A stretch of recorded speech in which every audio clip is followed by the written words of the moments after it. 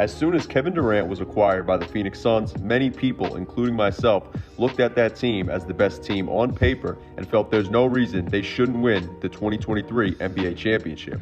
Well, Kevin Durant has now played his 4th game with the Phoenix Suns, and while that's not a lot, today I'm going to talk about and show the evidence that leads me to believe there's not a single team in the NBA better than the Phoenix Suns.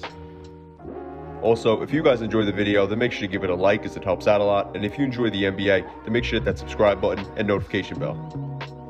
So last night, the Phoenix Suns beat the Minnesota Timberwolves by a score of 107-100 in Kevin Durant's first game back with the team following his ankle injury that he suffered in warm-ups prior to the Suns game against the Oklahoma City Thunder on March 8th, which caused him to miss 10 games for the Phoenix Suns. The Suns didn't necessarily look the greatest last night, as both Durant and Ayton had inefficient nights, and both men finished with plus-minus ratings of -1, and 3 Suns players off of the bench out of the 5 that stepped on the court had negative plus-minus ratings as well. But even despite that, there's many reasons to still believe this Suns team is just as dangerous as they looked prior to Durant's injury, and let's talk about that now. Okay, so first let's get the obvious out of the way. This was, of course, Durant's first game back in over 3 weeks, and it could be argued that he rushed back or that the Suns rushed him back in order to get his reps in, with the Suns only having 6 games left prior to the playoffs starting. And also, this Timberwolves team that the Suns faced last night has actually played pretty damn well defensively ever since Karl-Anthony Towns returned, as while Towns did miss the Wolves' previous game against the Sacramento Kings prior to last night, the Timberwolves still got the win over the 3rd-seeded Kings without Towns, and the Timberwolves have had the 8th best defensive rating in the entire NBA over that 4-game stretch since Towns returned. So while this Timberwolves team is a middle-of-the-way team in terms of their record that has shaken up their roster quite a bit ever since the trade deadline that went down in February, they certainly didn't make it easy for their opponents and haven't made it easy for their opponents, and it's clear that the Wolves' great defense certainly had an effect on Durant, Ayton, and some of the Suns' bench players last night.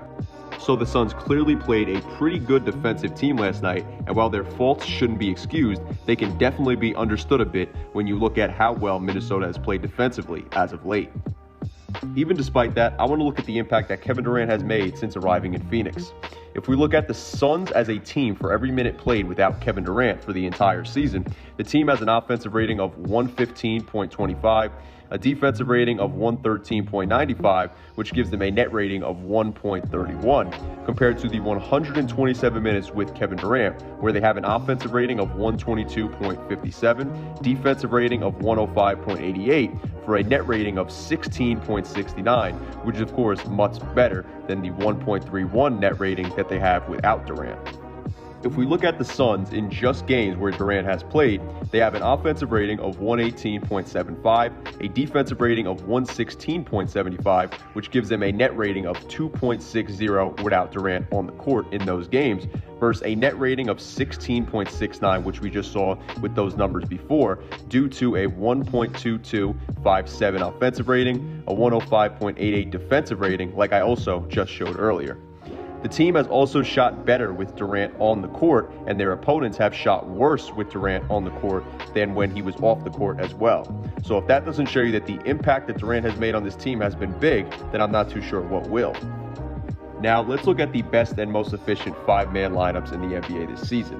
There was some issue with the 4 and 5-man lineups as the numbers kept changing every time I refreshed the page, so just take that with a grain of salt, as I'm sure these numbers have changed a bit. But here we go. We're going to look at the top 10 most efficient 5-man lineups this season, and only 3 of these lineups have played more than 1 game together, and only 1 lineup is a starting lineup. That lineup, of course, belongs to the Phoenix Suns' current lineup. The Suns' current starting group of CP3, D-Book, Josh Okogie, KD, and DeAndre Ayton has the 8th highest plus-minus rating of any lineup in the league that's played together this season, and they have also played the most games together of any of these 10 lineups on the list. In terms of the best 4-man lineups in the league, the Phoenix Suns hold the top 5 lineups. Now, of course, their lineup with CP3, Devin Booker, Cam Johnson, and Mikal Bridges is no longer possible, as Bridges and Johnson were traded to Brooklyn for Kevin Durant. However, the Suns' current Big Four, if you want to call them that, of Paul, Durant, Booker, and Ayton, have been the most efficient 4-man lineup in the NBA this season. Scary stuff for the rest of the league. In terms of Durant's stats individually, while it's only 4 games, this is the highest true shooting percentage Durant has had with any team during his NBA career. Durant's offensive plus-minus and defensive plus-minus were the best numbers of his career prior to last night's game, as you can see here. But even after his rather inefficient night, Durant's offensive rating is the 5th best of his career, his defensive rating is the 3rd best of his career, and overall, his plus-minus rating is the 5th best of his career, which is a positive sign to see from Kevin Durant. While his player efficiency rating is down a bit, this is also the lowest usage rating of Kevin Durant's entire NBA career, which is wild to see considering the Suns are 4-0 in games where Durant has played since acquiring him. Now, I think it'll be very interesting to see this Suns team come playoff time, as they haven't had a true real test yet, as the team had their best game against the Dallas Mavericks, where that was a real showdown, and the Mavericks continue to look like they may slip out of the playoffs, as they're 3-7 over their last 10 games and currently a full game out of the play-in tournament and holding the 11th seed in the West.